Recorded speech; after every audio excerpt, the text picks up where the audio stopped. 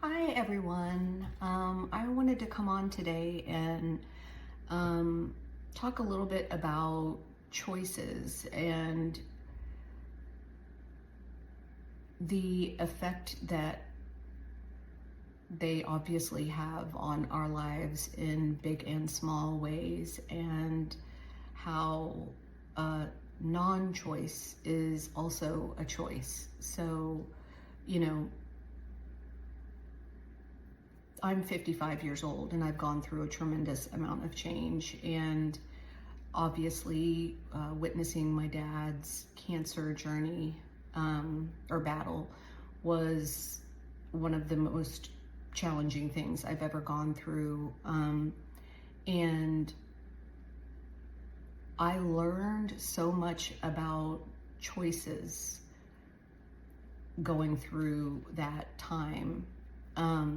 Not only from the choices that I made myself, which was to give up my apartment in Austin, move back into my family home, and help my parents get through whatever that was going to look like for my dad. My mom didn't really drive that much anymore, and he was going to be going to chemotherapy every other week for essentially the rest of his life, because he had a stage 4 terminal pancreatic cancer diagnosis. But for all 15 months, he believed he was going to be the first person to beat pancreatic cancer, and he went from manifestation from day one. And he was not the most positive guy in the world. And he was definitely not particularly, holistic or meditative or doing breathing exercises or, that sort of thing. And witnessing him, I think if you had asked almost anyone who knew him, or no, I don't want to put thoughts or words in anyone else's mouth, but I thought he would shut down when this happened.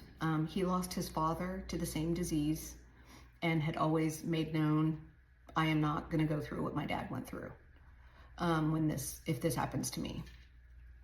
And he absolutely did. And not only did he go through it and fight it, he was an absolute champion. I mean, he pulled up from places that I didn't even know existed inside of him. I don't think he knew existed inside of him. He made choices that, when he could have just frozen, gone into anger, and refused treatment or whatever other options that looks like to not have to deal with it, instead, he, from day one, absolutely, what's next? What's next? What's next? What can we try next? What next? And reading and learning, and he made choices to try to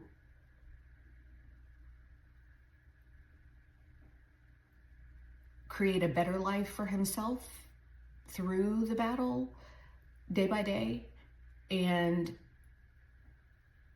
to continue to learn, continue to build, continue to support his wife, to make life better for himself and everyone who was going through it with him. He went to acupuncture. I mean, at 75, this, kind of cranky old man went to acupuncture, and I couldn't get him to go back, but he did go the one time, and he learned a lot from it. And that's part of the reason that some of the other practices came in, because it was things that this Chinese herbalist that we went to for the acupuncture told him, and he absolutely took everything that man said to heart. And the biggest thing he took away from that, I believe, was when the man explained that negative energy is blockage and can create disease and can create tumors and illness within the body.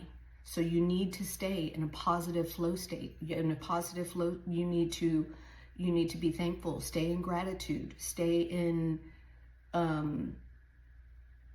good health, make good decisions, keep moving, move your energy and stay positive. Don't let anything negative come to you. Don't let it touch you. If you have to walk away, walk away. Stay in the goodness, stay in the positivity, because you have got to keep positive energy flowing through you to keep this moving so that no more cancer can come, and it can fight the cancer with the modern medicine that you're using. He definitely, and that's when he filled the house with plants, got diffusers in all the rooms, and went and bought this special tea that the man blended for him. He went back a couple of times, but then it was kind of hard to catch the guy there again. But he did it. He made choices to continue to grow and not give up. And I've tapped into that so many times through not only walking side by side with him through that, and to my own life as I've tried to move past it in my own experience. My life completely changed also. So did my mom's. So, our whole family, it affects, grief and loss affects everyone. And, now I find myself 55 and trying to figure out, how can I contribute? Like, what am I going to do now? I had lost my job to COVID, and then he got sick, and then caregiving became kind of what I fell into. And it was something that absolutely resonated with me, because I have never felt closer to God or source or my own inner purpose than I have in doing for others. It's but to say that it took me off my own course would not be fair to myself. So, and it did, and I'm trying to figure that out. And I think that sharing the knowledge and being part of the conversations around grief and loss and choices that we make, sharing some of the lessons I learned, witnessing this man, my dad, face this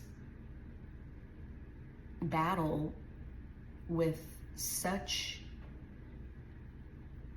determination and thirst for knowledge and fight that I didn't think he was going to bring to the party, and he did. So it's something I'm learning, and now I feel like I'm trying to start anew and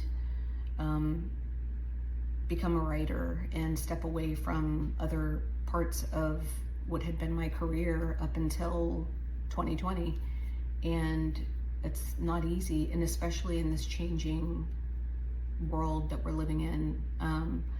But I'm going to try to make good choices, and I'm going to try to make choices that will help others, continue to help others. And so I'm going to keep going. And that's why one of the reasons I'm so glad that when I took the break from writing the grief memoir about my dad, I didn't walk away from the journals, because I knew that there was goodness there. So 365 Ways to Keep Going really is a testimony to him and what I witnessed him move through. And it's something for us all. Keep going. And thank you for being here.